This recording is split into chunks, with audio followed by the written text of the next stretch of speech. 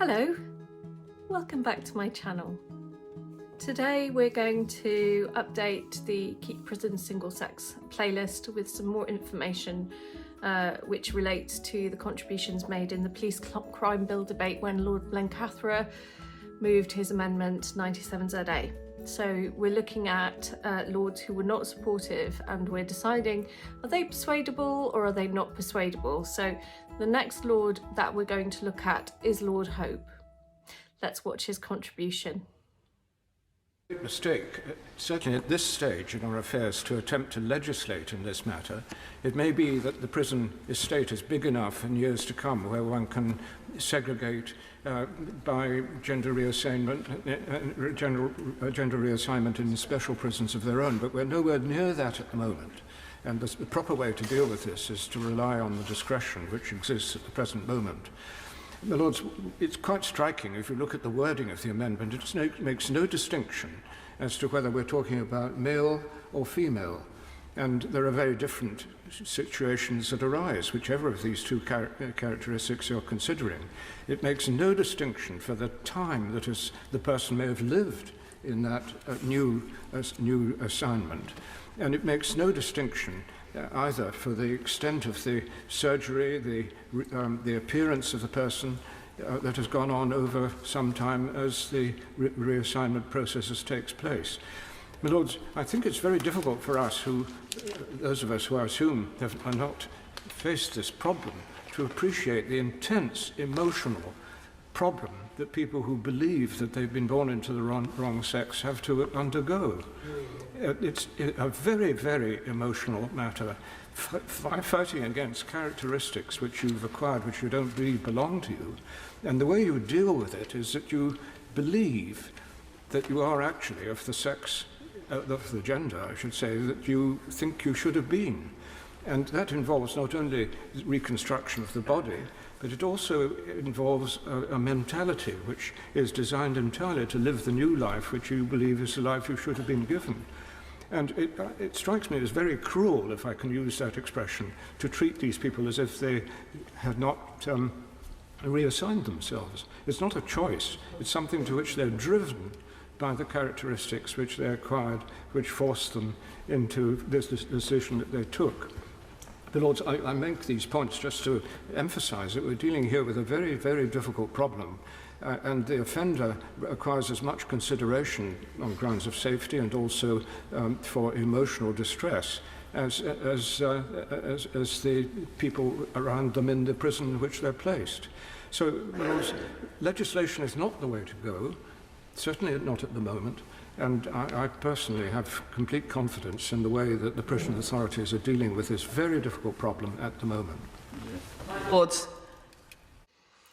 So that was Lord Hope's contribution. Now, a few key quotes kind of leaped out at me.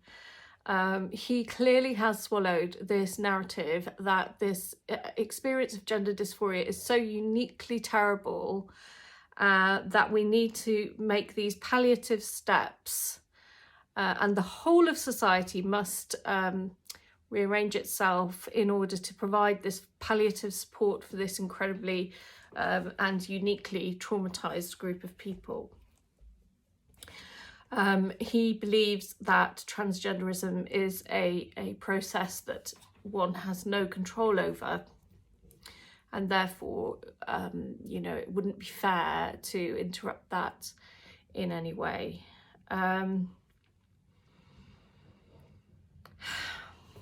The other thing that struck me when he mentioned how the distress of the offender was as much matter of importance as the distress of people around him, but that was such a male thing to say, that the distress of a man who may have been convicted of sex crimes against women or children, that the distress of that man of not being around other women in order to validate his gender dysphoria is in any way equivalent to the distress of the women forced to share space with such a man.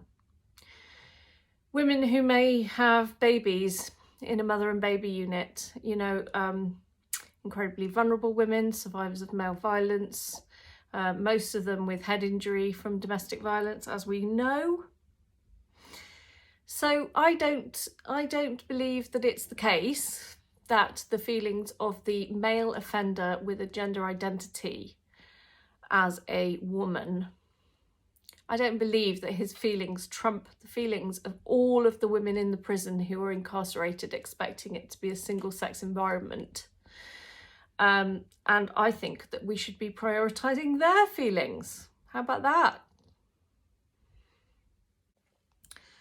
The question is he persuadable? What does his record tell us? Well, I had a look at his various contributions, and he speaks in Parliament all the time on lots and lots of issues. Again, he is an ex-High Court judge. He is a very, very eminent lawyer. So he speaks in relation to all of the laws that are proposed that will amend the legal system, the justice system. He's seen lots of people come through convicted of all sorts of crimes. I wonder if part of the reason why he believes that this gender dysphoria idea is so uniquely bad is that he's possibly seen one or two cases in his time, and he hasn't seen this very recent historical development of just having absolutely swamped with men with this transgenderism ideology.